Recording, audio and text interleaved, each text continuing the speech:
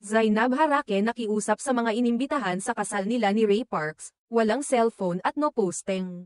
Isang masayang kabanata sa kanilang pag-ibig ang isinulat ni Zainab Harake at Ray Parks Jr. Matapos silang opisyal na magpakasal kamakailan sa isang intimate Christian wedding na ginanap sa Tagaytay.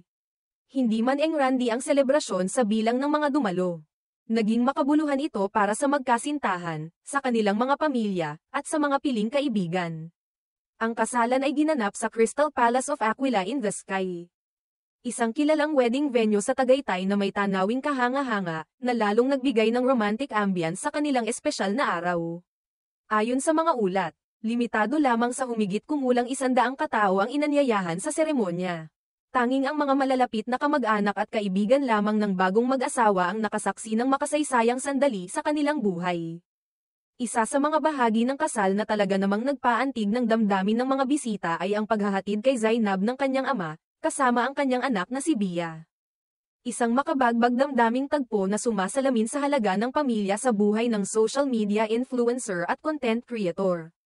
Makikita sa mga larawang lumabas sa social media ang saya, emosyon, at pagmamahalan na bumalat sa okasyon. Matatandaang naging engaged sina Zainab at Ray noong taong 2024, matapos ang mahigit 1 taon ng pagiging magkasintahan. Marami ang humanga sa kanilang relasyon na sa kabila ng pagiging publiko ay nanatiling matatag at puno ng respeto. Isa sa mga kinabiliban sa kanila ay kung paanong naipakita nila ang pagmamahal sa isa't isa nang hindi nangangailangan ng labis na pagpapakita sa publiko. Taliwas sa nakasanayan sa mundo ng showbiz at social media. Bago pa man ang seremonya, may paalala na si Zainab sa mga inimbitahang bisita. Ipinakiusap niyang irespeto ang kanilang kasal sa pamamagitan ng hindi pagkuha o pag-upload ng mga video o larawan bago sila mismo ang makapagbahagi nito sa kanilang mga sariling platform. Ayon sa kanya, nais nilang maipagdiwang ang kanilang unyon sa isang tahimik at personal na paraan, malayo sa ingay ng social media. Hindi maikakailang malaking bahagi ng kasikatan ni Zainab ang kanyang presensya online. Ngunit sa kabila nito, pinili nilang gawing simple at pribado ang kanilang pag-iisang dibdib, isang patunay na sa puso ng lahat, ang tunay na pagmamahalan ay hindi nasusukat sa dami ng likes, shares, o views.